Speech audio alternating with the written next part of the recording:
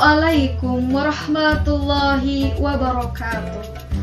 Alhamdulillahirabbil alamin wa bihi nasta'inu ala umuri dunya waddin.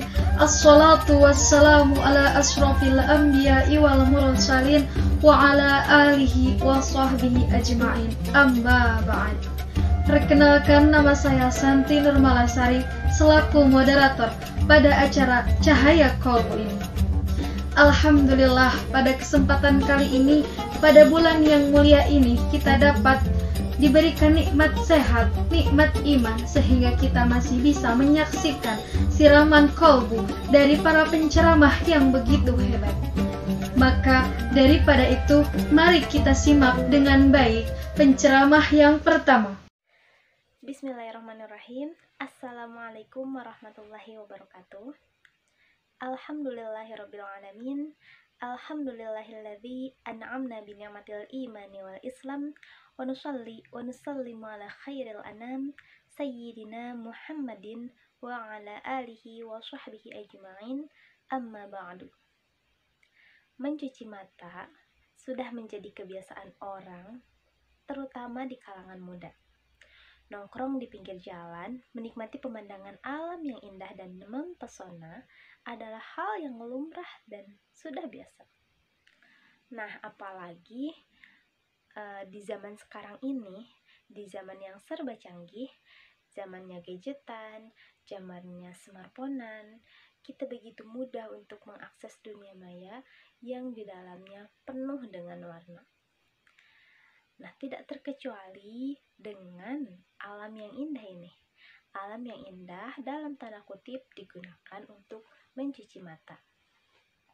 Nah, yang menjadi pertanyaan kemudian, apakah alam yang sedemikian indah itu sehingga menjadikan kalangan muda itu terpesona? Nah, ternyata setelah diselidiki, alam tersebut adalah lawan jenis. Sebagaimana ini merupakan sumber fitnah dari sejak zaman dahulu kala.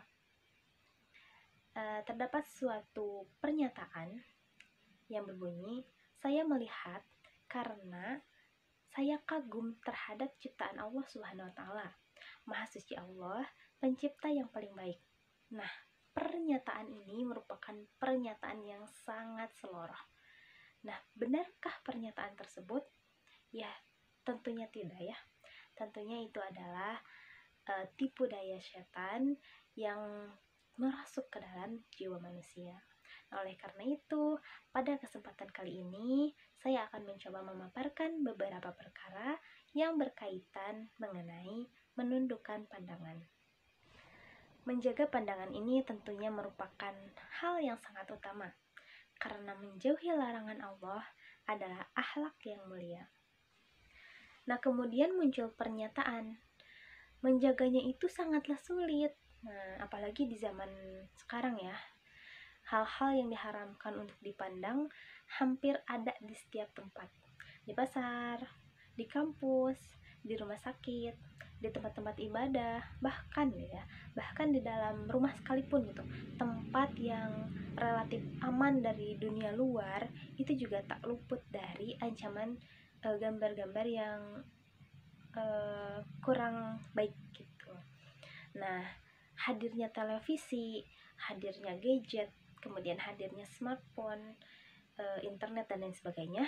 Nah, di dalam rumah itu adalah pelantara atau jalur-jalur masuknya kita untuk tidak menjaga pandangan. Nah, wallahu alam ya. Betapa tidak gitu ketika para wanita yang tampil dengan menghias tubuh, setan pun datang dengan keahliannya untuk menjadikannya seolah semakin cantik, seolah semakin indah, semakin elok untuk dilihat. Nah, sementara secara asal wanita memang adalah aurat yang harus tersembunyi kecuali orang-orang yang berhak untuk melihatnya.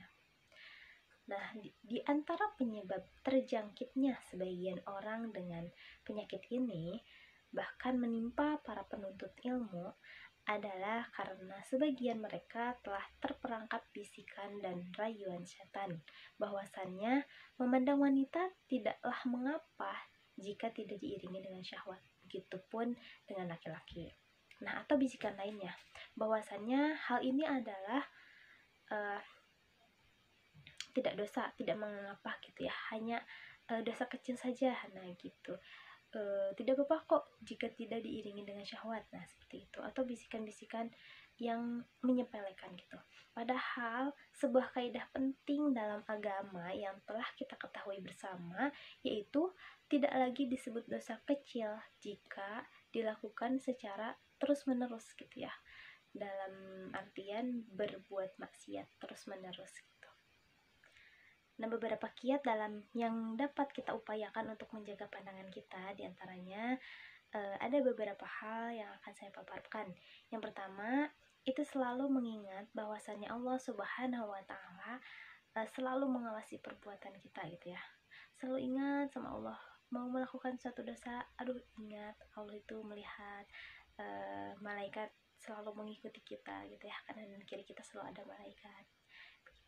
Kemudian yang kedua, berupaya sungguh-sungguh untuk membiasakan diri untuk menjaga pandangan. Menjaga pandangan itu ibaratkan candu ya. Jika kita sudah melihat sesuatu hal yang indah, maka cenderung untuk ingin melihatnya lagi. Nah, maka dari itu terhadap hal-hal yang tidak diperbolehkan, maka sebaiknya kita tidak sesekali mencobanya gitu.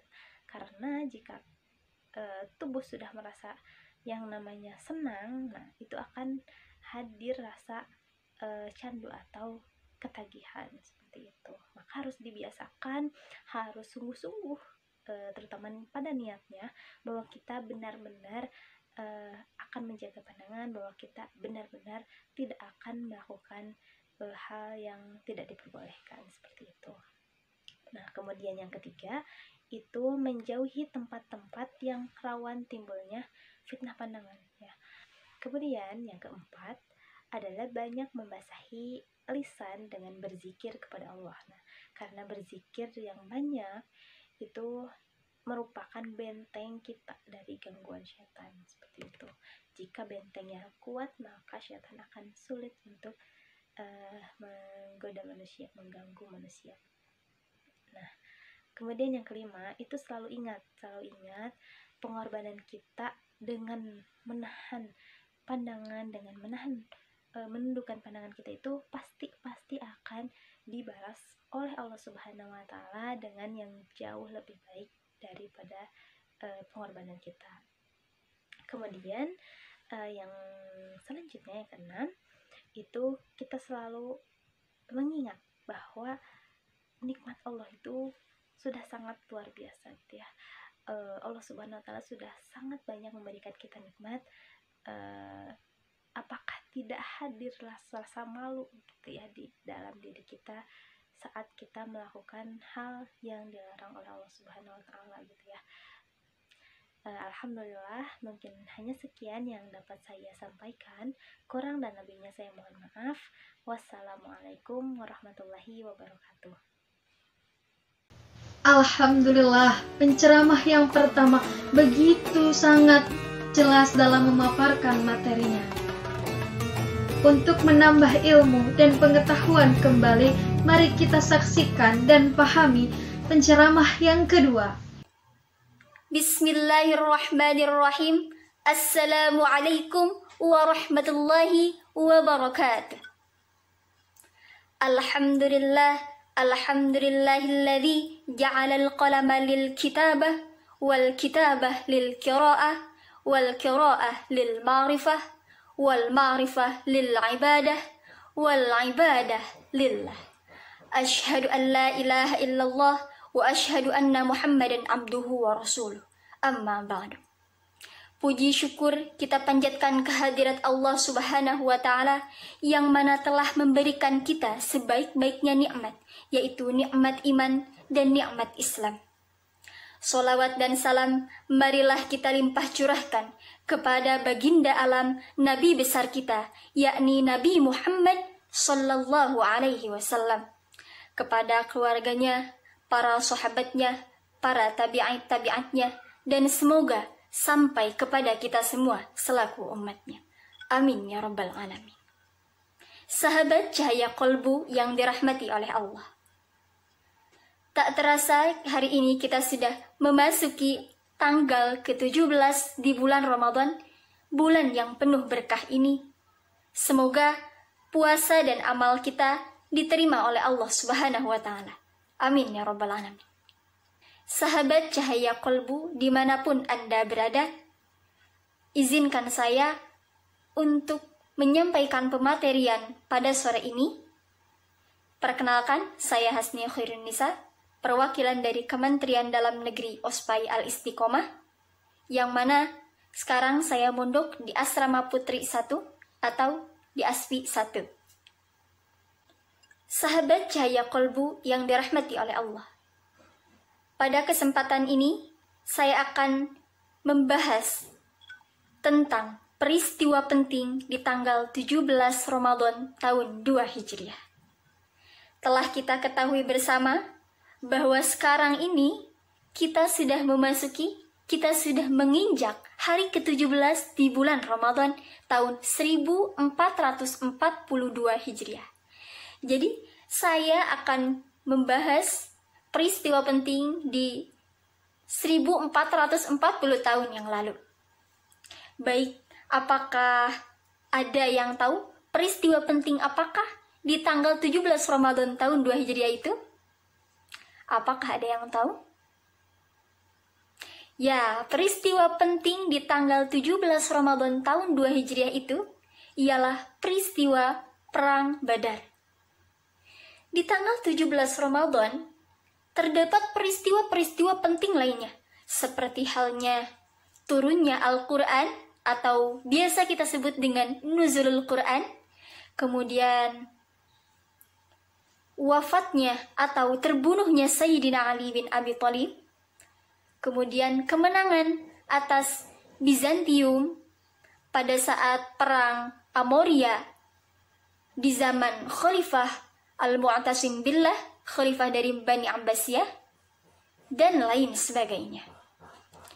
Peristiwa-peristiwa itu terjadi bukan di tahun yang sama, akan tetapi di tanggal yang sama, yaitu di tanggal 17 di bulan Ramadan. Peristiwa Perang Badar ini terdapat dalam Al-Quran dalam satu ayat yang sama dengan ayat yang menerangkan tentang turunnya Al-Quran. Dalam Quran surat ke-8, surat Al-Anfal ayat 41 yang berbunyi, A'udzu billahi minasyaitonir rajim. Bismillahirrahmanirrahim. Wa'lamu annama ghanimtum min syai'in fa anna lillahi khusmahu walirrasul walidhil qurba wal yatama wal masakin wa ibnis sabili in kuntum amantum billahi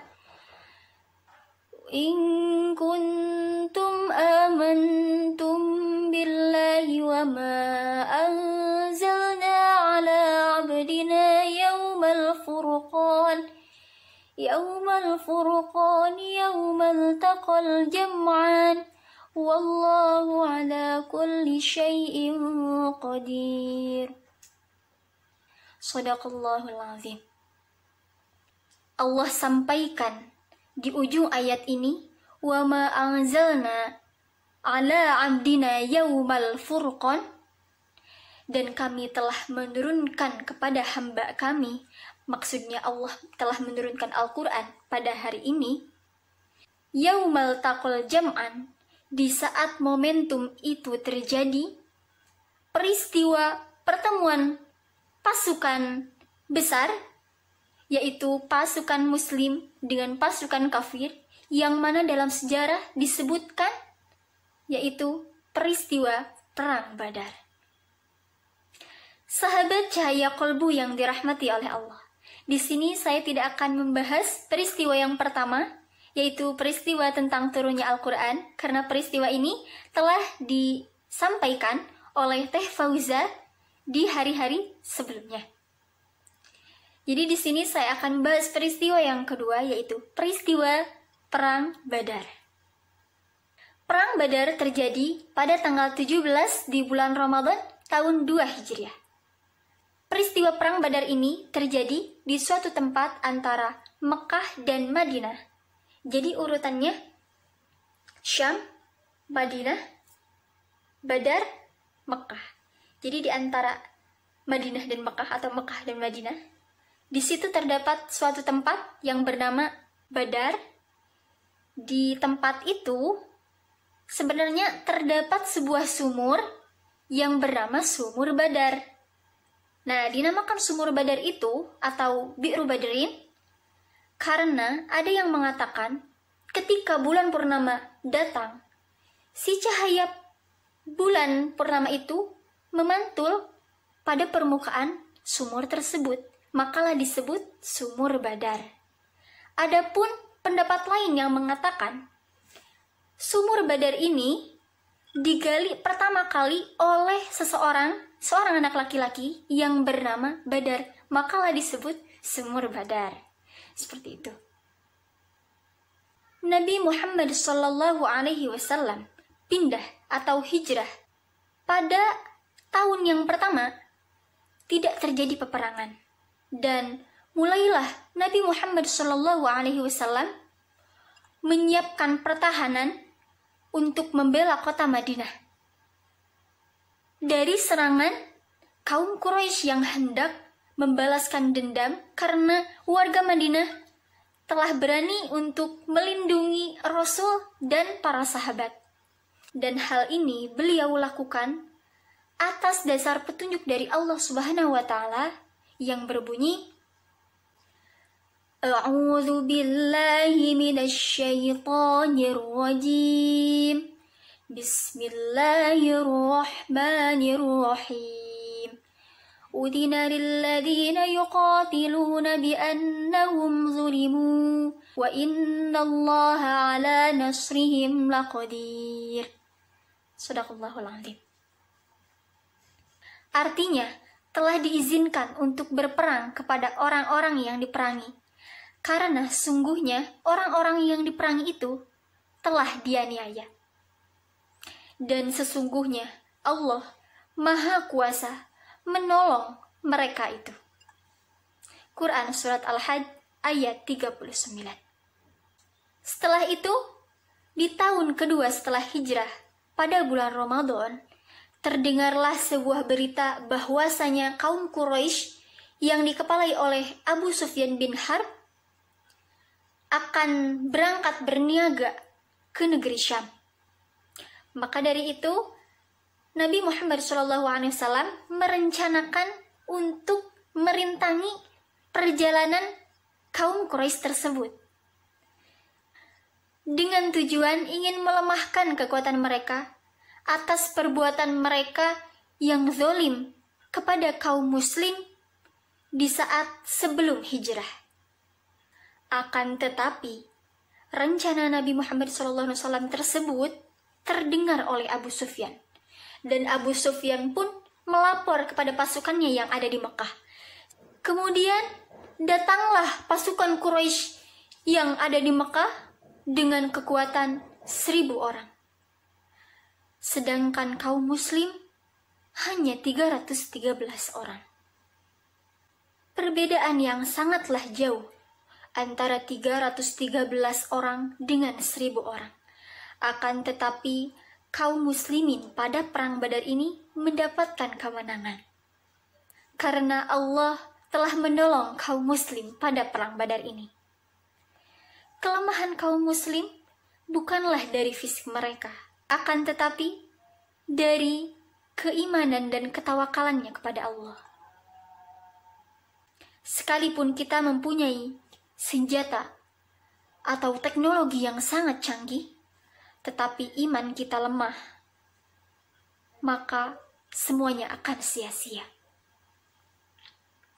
Dan di sini kaum muslimin telah menunjukkan keimanan dan ketawakalannya kepada Allah, sehingga Allah pun memberikan kekuatan kepada mereka dan mereka pun mendapatkan kemenangan.